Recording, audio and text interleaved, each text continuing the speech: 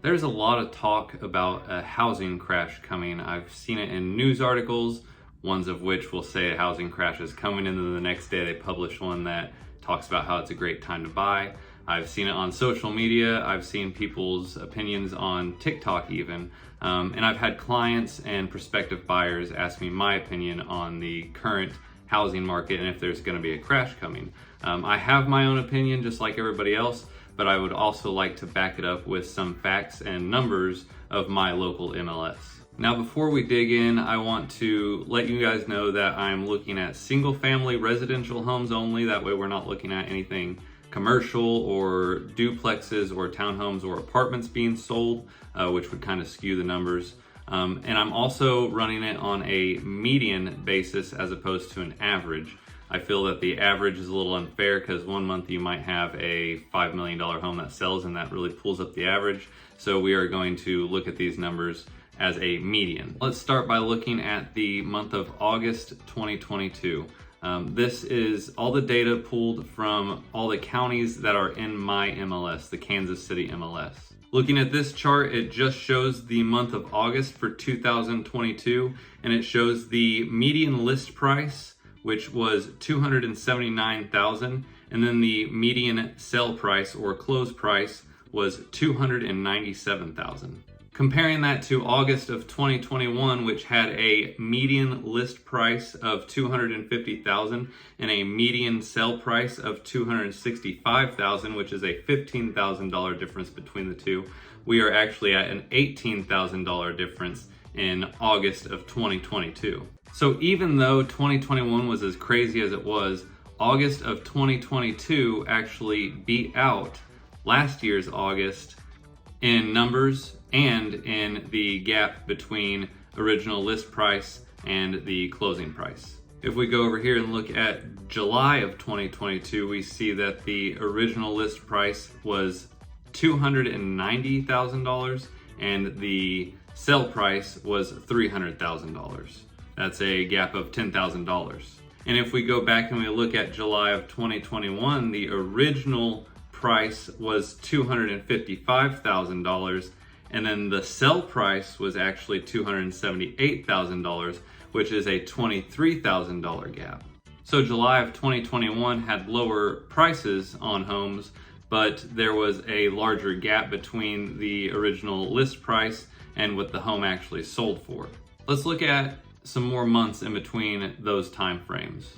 If we look over here at September of 2021, it looks about the same, but then oddly enough, in October of 2021, there's actually a flip between the original list price at $265,000 and then the actual sell price at $264,900. So the original is actually ahead of the closing prices, the sell prices.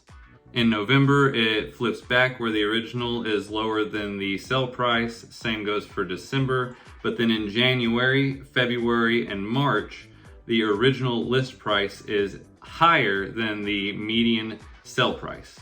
In April, they even out. And then from then on, the original list price is actually lower than the sale price. So what's with that weird fluctuation in between at the end of 2021 when nobody was talking about a market crash? Well, August, school starts, children are in school, people don't necessarily want to move. The weather sucks, the market just it doesn't stall out, but it definitely moves a little slower. To show you an example of that, let's check out this chart. Here we have an average days on market chart beginning in January of 2021, and it goes all the way to September of 2022. Now, on all these charts, I kind of want to exclude September because we're only 2 days in, so the data isn't really fair, and a lot of it is kind of based on August because it takes 30 days to close on a house anyways. If you look back at this chart, January, the days on market were all the way up to 11, and that was in 2021. February, they dropped to 7. March, they dropped to 4. April, May, June, and July were all at 3 days on market, and that is the rock bottom on this chart. You get to August, it jumps back up to 4. Those slower months, they start to rise. We peak in January of 2022 at 7 days on market. We start falling back down, and by the time we get to March, we are back down to 3 days on market on average.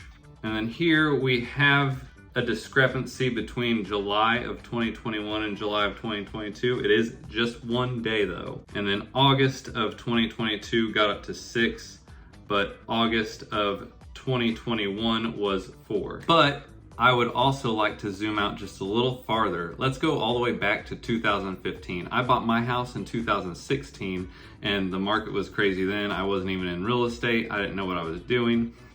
We actually put an offer in on this home. We were competing with 4 other people. I thought that was insane. They wanted to know how high we could go. I think I bid maybe 4,000 over, which I thought was a lot then. Now 20,000 is easily had.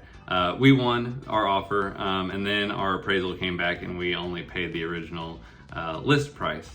Well, check out this chart with me. In 2015, the median list price was $175,000 and the median sell price was $169,000. So not everybody was getting full list price. In fact, the list price median was higher than the sell price medians.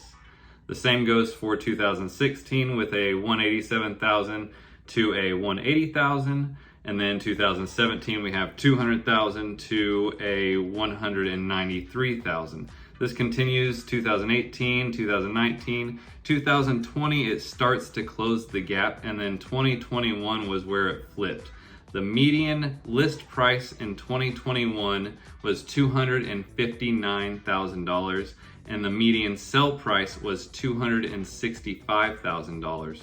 Fast forward to 2022 and we have a median list price of $289,000 and a median sell price of $295,000. Pulling that far back gives you an idea of the upward trend. If you pulled back far enough to the 1960s, you would see the housing market has always been in an upward trend with some dips.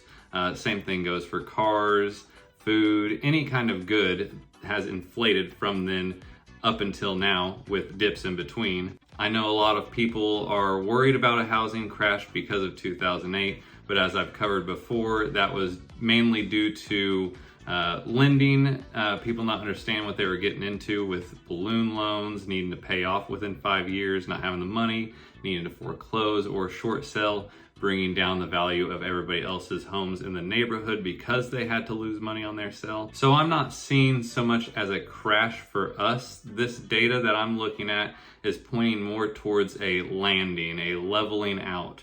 I don't think neighborhoods will lose much value, if any at all. And whatever value is lost will likely be made up in the next 5 to 10 years, which is actually the average amount of time that a person lives in a home before they sell and purchase a new home. If you enjoyed this information, please like and subscribe. If you have any questions, you can either reach me at the contact information below in the description, or you can comment on here and ask me anything or recommend any other topics that you might want to know about. But thanks for watching, and I will see you later.